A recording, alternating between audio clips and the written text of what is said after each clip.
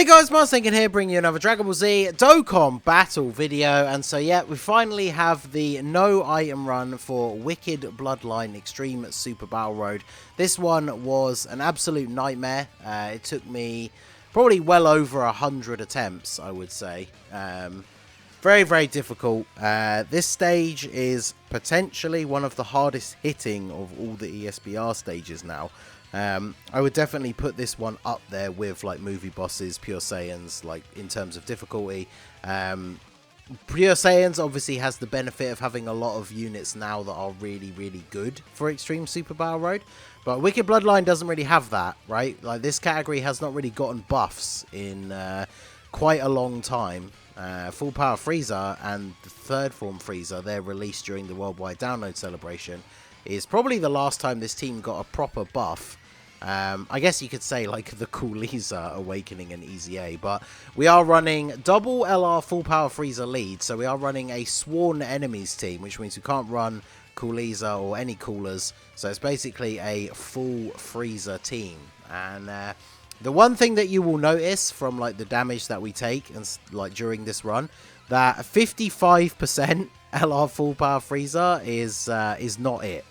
So a lot of units on this team take a lot of damage, and that's the main reason why the run is so difficult, because essentially you have the two Golden Freezers and the Int Namek Freezer are the only two units that can actually take hits. And in terms of the Tech Freezer, that's probably being quite generous, because Tech Golden Freezer is not the beast of a tank that he once was. Especially in this first fight where we have an Int enemy. If he gets super attacked by King Vegeta, he still takes like 130k or more, which when you think like we're using him on the team to be one of our primary tanks, that is definitely not the best. And then of course we have third form Frieza in the third slot here.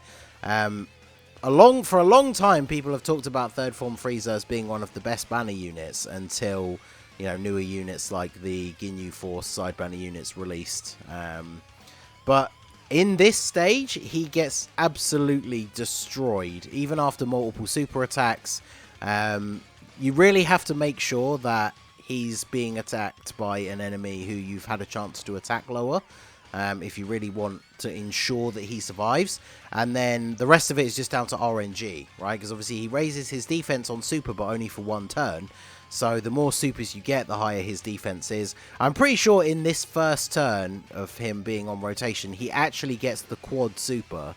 Although it may have only been 3. But that enables him to tank reasonably well because we have attack lowered both the enemies already. But I've had runs where he's on like turn 1 being attacked by a unit that we weren't able to attack lower. And even after 3 super attacks, he's still taking almost 100k damage, which is pretty crazy. So the main strategy that I was going with here was to have AGL Golden Frieza on one rotation as the main tank, and then on the other rotation have the Tech Golden Frieza and the Int Namek Frieza together, because the Int Namek Frieza, as long as you have a Goku family enemy, he guards, has damage reduction, and is also a support unit, so he does actually help the Tech Golden Frieza to tank a little bit better. And then a lot of it is just RNG of where you get super attacks, right? Because the biggest problem with the Wicked Bloodline team when it comes to your defensive units is the fact that both of the Golden Freezers, once you drop below their HP threshold for their damage reduction, they are completely useless defensively. And obviously, like, AGL Golden Frieza hits like a wet paper bag, so if he's not tanking, then he's not doing anything, basically. So we eat a super here from Bardock, takes 70k.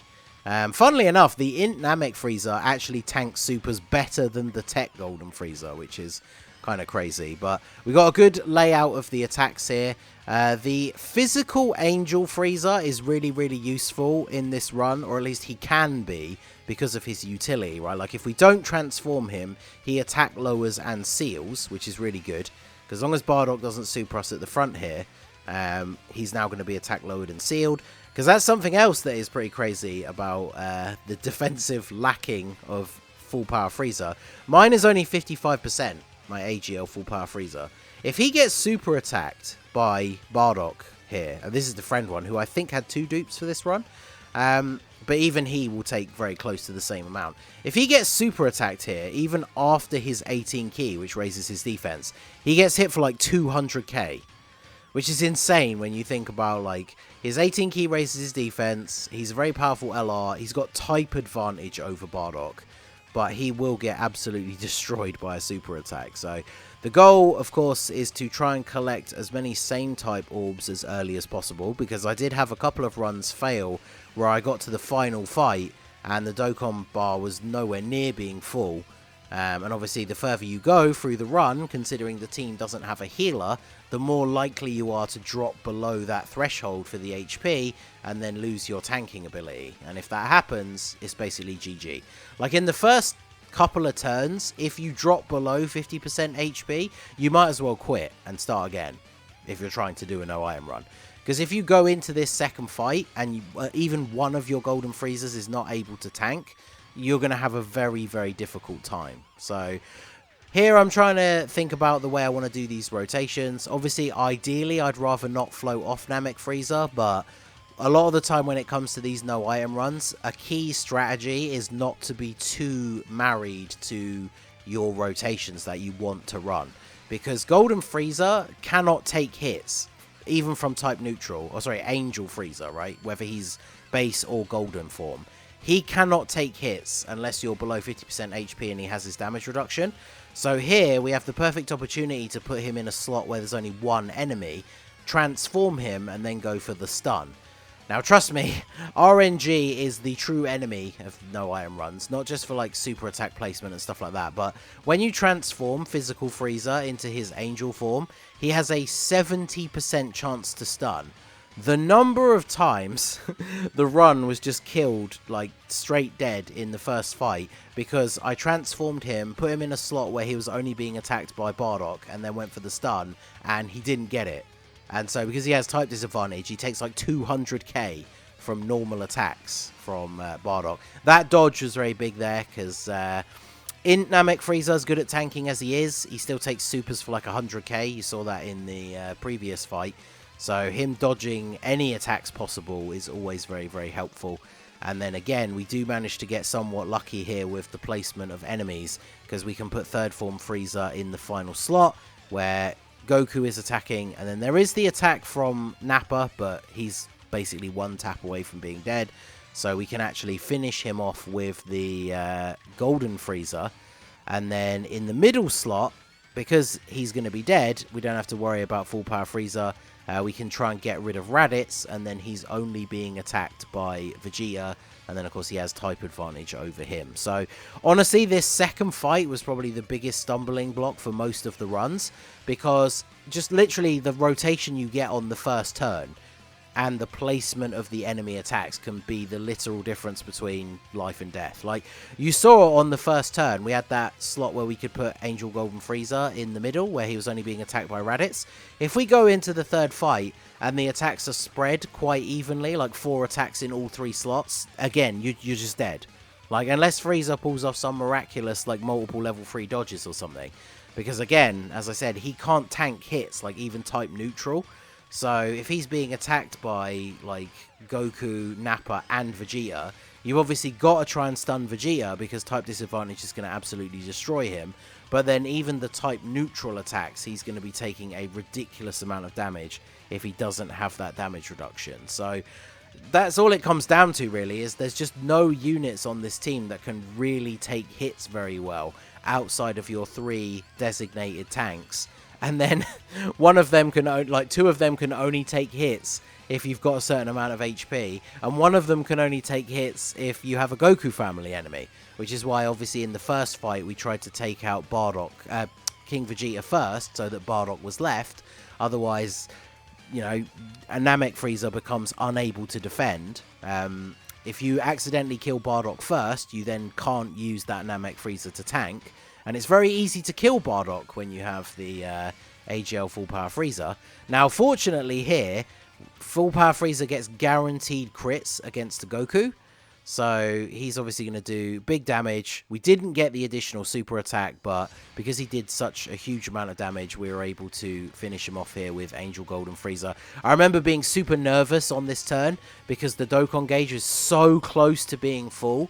And if we triggered it with Angel Golden Frieza's orbs at the end of that turn, this run probably would have been another L, because this last fight can be a bit of a nightmare as well. However, we actually do manage to get the perfect setup here because we have support for Full Power Frieza. He's not going to have big bad bosses, but he's getting the support from Namek Frieza in slot 1. But more importantly, there was one orb spare that we could actually not get a super with Golden Frieza, because this turn, I don't know if anyone does actually super, but it's way too risky to put Full Power Frieza in slot 1.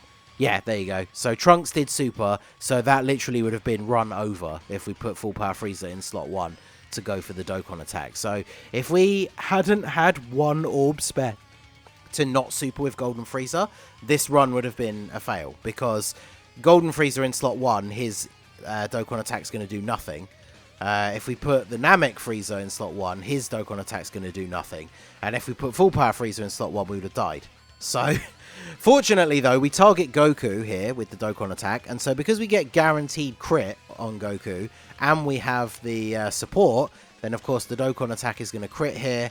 And we get a nice big fat 7 million damage crit, instant KO, everybody is wiped, and then we hit the star for the W. So yeah, this one was incredibly hard, but we managed to get it done as the true Super Battle Road King that I am. We no items, no app reset exploits, so a certain person knows exactly who I'm talking about, who tried to claim that this stage isn't that hard because he managed to get the God RNG within like a few tries. Because I watched his run and it was like a level 5 dodge from Third Form Frieza literally saved the run in the first fight. Otherwise he would have been killed by a super attack. So RNG really is what it's all about for Wicked Bloodline. But there you go. Wicked Bloodline Extreme Super Battle Road done. Let me know what you guys think down below. What team did you use to beat this stage? Even if you did use items, let me know down below in the comment section. So that is going to be it for the video, guys. This has been the Masked Ningen. Smash that like button. Subscribe to the channel if you are new. Check out the links down below for the Discord and the merch store. And I will see you all again soon. Have a good one.